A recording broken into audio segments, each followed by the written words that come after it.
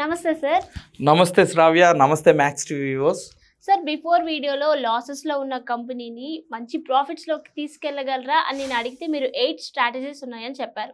మరి అందులో purpose, problem ఈ 2 స్ట్రాటజీస్ గురించి చెప్పారు. మరి ఈ రోజు వీడియోలో 3rd స్ట్రాటజీ, 4th స్ట్రాటజీ గురించి చెప్పండి సార్. డెఫినెట్లీ 3rd స్ట్రాటజీ తీసుకుంటే ప్రాస్పెక్ట్. ప్రాస్పెక్ట్ అంటే ఎవరు మీకు తెలుసు? ప్రాస్పెక్ట్ అంటే ఎవరు? ఒక బిజినెస్కి ప్రాస్పెక్ట్స్ ఎవరు? Nothing but customers.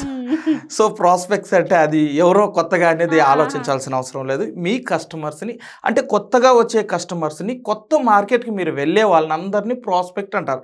కస్టమర్ అంటే మీ దగ్గర కొనే వ్యక్తి. ప్రాస్పెక్ట్ అంటే మీ దగ్గర కొనిపించడానికి మీరు చేసే ప్రయత్నాన్ని ప్రాస్పెక్టింగ్ అని అంటారు. సో ఆ ప్రాస్పెక్టింగ్ అనే వాళ్ళు ఎవరు అని అంటే, కొత్త మార్కెట్లోకి మీ బిజినెస్ని ఎక్స్పాండ్ చేసేటప్పుడు న్యూ ప్రాస్పెక్టింగ్ చేయాలా. ఎగ్జిస్టింగ్ మార్కెట్లో మీ బిజినెస్ ఉంది అని అంటే, మీ కస్టమర్ ఎగ్జాంపుల్, సో ఈ ఏరియా జూబ్లీ హిల్స్ అనుకుందాం. ఈ జూబ్లీ హిల్స్లో మీ యొక్క కస్టమర్ రీచ్ మొత్తం ఉంది. సార్ నా రీచ్ కస్టమర్ జూబ్లీ హిల్స్ మొత్తం నా కస్టమర్ రీచ్ ఉంది సార్, నాకు హైటెక్ సిటీకి వెళ్ళాలి నా బిజినెస్ అంటే, హైటెక్ సిటీలో ఉండేవాళ్ళు మీ ప్రాస్పెక్ట్ అవుతారు. అంటే ఆ ప్రాస్పెక్ట్స్ని కూడా మీరు కస్టమర్స్గా చేసుకోవడం కోసం యూజ్ చేయాల్సిన స్ట్రాటజీ. అంటే మీ యొక్క మార్కెట్ని పెంచుకోవడంనే ప్రాస్పెక్టింగ్ అంటారు. కొత్త లీడ్స్ని క్రియేట్ చేయడమే ప్రాస్పెక్టింగ్ అంటారు. అయితే ఈరోజు మాట్లాడుతున్న విషయం ఏంటంటే, ఒక కంపెనీ ఫెయిల్ అవడంలో ఈ ప్రాస్పెక్టింగ్ అనేది ఎంతవరకు బాధ్యత వహిస్తుంది, ప్రాస్పెక్టింగ్ అనే అంశం గురించి మాట్లాడదాం. ఈ ప్రాస్పెక్టింగ్ అనేది ఏ కంపెనీ అయితే కరెక్ట్గా చేయదో ఆ కంపెనీ గ్రోత్ కూడా పెరగదు. ఎగ్జాంపుల్, ఒక కంపెనీని లాంచ్ చేసినప్పుడు ఒక ఏరియాని, ఎగ్జాంపుల్ నా బిజినెస్ ఓన్లీ హైదరాబాద్కే లాంచ్ చేశాను. హైదరాబాద్లో నేను అద్భుతంగా బిజినెస్ చేస్తున్నా, 2 years చేస్తున్నా, 3 years చేస్తున్నా. బట్ హైదరాబాద్ వాళ్ళకి బోర్ వస్తుందా రాదా? సో బోర్ వచ్చినప్పుడు నా ప్రోడక్ట్ ఒక్కసారిగా ఈ రేంజ్కి వెళ్ళిన తర్వాత అక్కడి నుంచి డౌన్ఫాల్ అవ్వాల్సిందే. ఏ ప్రోడక్ట్ అయినా మీరు చూడండి. మీకు ఎగ్జాంపుల్ డౌన్ఫాల్ గురించి ఒక మాట చెప్తాను. ఎంఐ మొబైల్స్ స్టార్ట్ అయినప్పుడు 2016 ఆ టైంలో స్టార్ట్ అయింది. ఎంఐ మొబైల్స్ స్టార్ట్ అయినప్పుడు వీక్లీ వన్స్ మాత్రమే ఓపెన్ చేసేవాళ్ళు ఫ్లిప్కార్ట్ వీళ్ళల్లో. ఓపెన్ చేసిన వెంటనే అవి అయిపోతూ ఉండేటివి, అసలు దొరక్కుంటుండేటి. నెలల తరబడి వెయిట్ చేసిన వ్యక్తులు కూడా ఉన్నారు. ఎందుకంటే నేను కూడా ఒకప్పుడు వెయిట్ చేశాను. అంటే ఎంత హై డిమాండెడ్, నా లైఫ్లో హై డిమాండెడ్ ప్రోడక్ట్ అంటే ఎంఐ ప్రోడక్ట్నే నేను చూశాను. ఎంఐ మొబైలే చూశాను నేను అప్పట్లో. అంత డిమాండెడ్ మొబైల్ కూడా ఒక స్థాయికి వెళ్ళి ఈరోజు ఎంఐ అంటే ఎవరు కొనట్లేదు. మీరు కొంటారా ఎంఐ? ఎందుకంటే కొత్త బ్రాండ్లు, కొత్త లేదంటే ఆల్రెడీ ఎగ్జిస్టింగ్ ఎవరైతే పాత బ్రాండ్లు, ఈరోజు సామ్సంగ్ తీసుకుంటే ఒకప్పుడు మొబైల్ రంగంలో అంత ఎఫెక్టివ్గా లేదు. జస్ట్ కీప్యాడ్ మొబైల్ ఉంది. టచ్ మొబైల్ తీసుకొచ్చింది ఎంఐ. ఎక్కువ మందికి రీచ్ అంతకుముందు వచ్చినా కానీ ఎంఐలో ఉన్న ఫీచర్స్ సామ్సంగ్లో లేదు, అదర్ నోకియాలో లేదు, ఎక్కడా లేదు. అందువల్ల ఎంఐ అనేది డిమాండ్ ఎక్కడికో పోయి ఒక్కసారిగా మార్కెట్ మొత్తం సాచ్యురేషన్, ప్రతి ఒక్కరి చేతుల్లో ఎంఐ మొబైల్. అలాగా మీ బిజినెస్ కూడా ఎంత అద్భుతమైన ప్రోడక్ట్ అయినా కానీ ఒక స్థాయిలో సాచ్యురేషన్కి వెళ్తాయి అనేది గుర్తుపెట్టుకోవాలా. సో ఆ సాచ్యురేషన్కి వెళ్తాది అనేది మీరు ముందుగా తెలిసినప్పుడు మీ ప్రాస్పెక్టింగ్ ఎక్కడెక్కడ చేయాలా, మీ బ్రాంచ్లు ఎక్కడెక్కడ ఓపెన్ చేయాలా, నీ న్యూ ప్రోడక్ట్, న్యూ ప్రాస్పెక్ట్ ఎక్కడికి రీచ్ చేయించాలా అనేది కంటిన్యూ ప్రాస్పెక్టింగ్ జరుగుతూనే ఉండాలి. ఏ కంపెనీకి అయితే కంటిన్యూ ప్రాస్పెక్టింగ్ జరగదో ఆ కంపెనీ 100% లాస్ అవుతుంది. ఇది ప్రాస్పెక్టింగ్. నెక్స్ట్ పీపుల్ అంటే ఎవరు? పీపుల్ అనేది 4th స్ట్రాటజీ. సో ఏ రకమైన పీపుల్ వల్ల మనం లాస్ అవుతాం? ఖచ్చితంగా చెప్తాం. పీపుల్ అంటే మనము మీన్స్ ఎంప్లాయీస్. ఒక కంపెనీలో మనం ఎంప్లాయీస్గా మనం వర్క్ చేస్తున్నాం, లేకపోతే మన కంపెనీలో కొంతమంది ఎంప్లాయీస్ వర్క్ చేస్తున్నారు. ఎంప్లాయీస్ అనే వాళ్ళు సరైన ప్రాసెస్లో వాళ్ళని హైర్ చేసుకోకపోవడం వల్ల మంచి కీ రిజల్టెడ్ ఏరియాలలో వాళ్ళు వర్క్ చేసినప్పుడు అక్కడి నుంచి వచ్చే డ్యామేజ్ అనేది మామూలు డ్యామేజ్ ఉండదు. ఒక విషయం చెప్తా, ఎంప్లాయీ అనే వ్యక్తి ఎంత ఇంపార్టెంటో అనేది. చాలామంది కొత్తగా స్టార్ట్ చేసిన కంపెనీ వాళ్ళు చేస్తున్న మిస్టేక్ కానీ, లేదంటే ఆల్రెడీ ఎగ్జిస్టింగ్ కంపెనీస్ కానీ చేసే మిస్టేక్స్ కానీ, ఆ మిస్టేక్స్ గురించి మనం మాట్లాడితే ఎంప్లాయీస్ని హైర్ చేసుకుంటారు.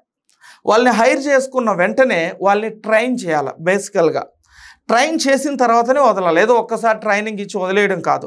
ట్రైన్ అంటే విఎంవి అంటే విజన్, మిషన్, వాల్యూస్, ఇంకా రకరకాలుగా 10 days ఇండక్షన్. మీ కంపెనీ యొక్క విలువల గురించి తెలుసుకోవడం, మీ కంపెనీ యొక్క గుడ్నెస్ తెలుసుకున్నప్పుడే fall in love with company. అరే ఇంత మంచి కంపెనీలో మనం ఉన్నామా అనేది ఆ వ్యక్తికి కంపెనీ మీద ప్రేమ రావాలా. ఇవన్నీ లేవు. ఈరోజు హైర్ చేసుకుంటారు, రేపు తెల్లారితో ఏం పని చేయాలో డ్యూటీ ఇచ్చేస్తారు. ఎందుకంటే ఆల్రెడీ కొంచెం ఎంతో కొంత ఎక్స్పీరియన్స్ ఉండే వ్యక్తులను తీసుకుంటారు. రేపు పొద్దున్నే నుంచే డ్యూటీలోకి ఎక్కేయమంటారు. ఇక్కడ కంపెనీ మీద లవ్ చేయడానికి కంపెనీ బ్యాక్గ్రౌండ్ ఏమన్నా ఉందా, ఏమన్నా తెలుసా, కంపెనీ ఎలాంటి వాల్యూస్ ఫాలో అవుతుందా అనేది ఏమన్నా ఎంప్లాయీస్కి తెలుస్తుందా, కంపెనీ విజన్ ఏమో తెలుసా, కంపెనీ మిషన్ ఏమిటో తెలుసా? ఇవి తెలియకపోతే ఎలా ఉంటుందంటే ఫోర్స్ లేని వాటర్ లాగా ఉంటుంది. ఒక వాటర్ ఫోర్స్ ఉంటే దాన్ని సునామీ అంటారు, ఫోర్స్ లేకపోతే నార్మల్గా చెర్లల్లో గుంట్లల్లో ఉండే వాటర్ లాగా ఉంటుంది. అంటే మీ టీంలో ఎగ్జైట్నెస్ ఉండదు, మీ టీంలో హై కల్చర్ అంటే హై మోటివేషనల్ కల్చర్ అంటే హై పర్ఫార్మెన్స్ కల్చర్ అనేది మీ టీంలో ఉండదు. ఎందుకు ఉండదు అంటే మీ కంపెనీలో ట్రైనింగ్ అవ్వాలా. ఎప్పుడైతే పీపుల్ని హైర్ చేసుకొని ప్లస్ ట్రైన్ చేస్తారో అప్పుడు అవుట్పుట్ అనేది రావడం జరుగుతుంది. సహజంగా చేసే మిస్టేక్ ఏంటంటే ఎంప్లాయీస్ని హైర్ చేసుకుంటారు. ఏ బేసిస్లో హైర్ చేసుకుంటారో తెలుసా? వాళ్ళని ఎక్స్పీరియన్స్ ఉన్నా ఎక్స్పీరియన్స్ లేకపోయినా హైర్ చేసుకొని మనం ట్రైన్ చేసుకుందాం అనేసి ఏదైతే స్టార్టప్ కంపెనీ వాళ్ళు అనుకుంటారో లేదా ఏదైతే యావరేజ్ కంపెనీ వాళ్ళు అనుకుంటారో వాళ్ళే ఫెయిల్ అవుతారు. ఇప్పుడు ఒక మాట చెప్తా, improving 3 to 10 is better than improving 7 to 10 అంటే అర్థమవుతుందా?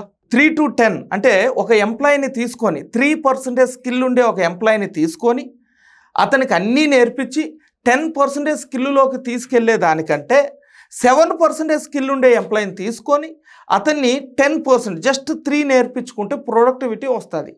యాక్చువల్లీ ఏం జరుగుతుందో చూడండి, తక్కువ శాలరీకి వస్తారనేసి లో స్కిల్ ఉండే వ్యక్తిని తీసుకొని ఇక్కడికి వచ్చినాక నేర్చుకొని వర్క్ చేస్తారని చెప్పి కొంతమంది చేస్తారు. ఎగ్జాంపుల్ 10,000 రూపాయలు ఇచ్చే శాలరీ లో స్కిల్ ఉండే వ్యక్తిని తీసుకుంటారు, 10,000కి ఇచ్చారు అనుకొని 20,000కి హై స్కిల్ ఉండే పర్సన్ వస్తారు. ఇప్పుడు లో స్కిల్ ఉండే పర్సన్ని 10,000 రూపాయలు శాలరీ ఇచ్చి 12 నెలలు పెట్టుకుంటే 1,20,000 శాలరీ ఇస్తారు. అయితే అతని ద్వారా వచ్చే అవుట్పుట్ కంటే కూడా అతని వల్ల అయ్యే డ్యామేజ్ అనేది చాలా ఎక్కువగా ఉంటుంది. ఇంతకుముందు నేను ఒక వీడియోలో చెప్పాను, ఒక ఎంప్లాయీ 10 మంది ఎంప్లాయీస్కి శాలరీ ఇచ్చేంత అవుట్పుట్ రావాలని, కానీ దారుణం ఏంటంటే ఆ ఎంప్లాయీ శాలరీ కూడా అతను తెచ్చుకోలేడు. ఇక్కడ 12 నెలలు ట్రైన్ చేస్తుంటారు మీరు ఆ ఎంప్లాయీని. ఆ ఎంప్లాయీ ఒక్కసారిగా వేరే దగ్గరికి వెళ్ళాలనేసి ఒక్క నిమిషం ఆలోచిస్తే మీ 12 నెలల మీ శ్రమ, ఈ 12 నెలలు మీరు పెట్టిన పెట్టుబడి అతని మీద అతనికి ఇచ్చిన శాలరీ మొత్తం జీరో అవుతుంది. ఆ విధంగా కంపెనీ ఓనర్స్ అనేవాళ్ళు లాస్ అవుతున్నారు త్రూ ద ఎంప్లాయీస్ ద్వారా. అదే 7% స్కిల్ ఉండే వ్యక్తిని తీసుకొని 1 month 2 months వర్క్ నేర్పించుకుంటే నెక్స్ట్ 10 months ఆ వ్యక్తి ద్వారా ప్రొడక్టివిటీ వస్తుంది. నేను చెప్పినట్టుగా ఆ ఒక్క వ్యక్తి పనిచేసిన ప్రొడక్టివిటీతో 10 మందికి శాలరీలు ఇచ్చినప్పుడు ఎక్కడ ఎక్కువ ఇన్కమ్ ఉంటుంది కంపెనీకి? 7 to 10. చాలామంది ఒక మాట అంటూ ఉంటారు, cheap is cost, cost is cheap అనేసి. చాలామంది చీప్ వస్తువు అని తెచ్చుకుంటే అది కాస్ట్ అయిపోతుంది, హై కాస్ట్ అని చెప్పి తెచ్చుకుంటే అది చీప్గా అనిపిస్తుంది అది పర్ఫార్మెన్స్ చూసినప్పుడు. సో ఓనర్స్ చేస్తున్న పొరపాట్లు ఏదైనా ఉందాది అని అంటే ఈ విధంగా లో స్కిల్ ఎంప్లాయీస్ని హైర్ చేసుకోవడం, వాళ్ళకి ట్రైనింగ్ ఇవ్వకపోవడం, కంపెనీ గురించి వాల్యూస్, విజన్, మిషన్ అనేది చెప్పకపోవడం, ఇవన్నీ కారణాల వల్ల కంపెనీస్ అనేవాళ్ళు లాస్ అవుతూ ఉన్నారు.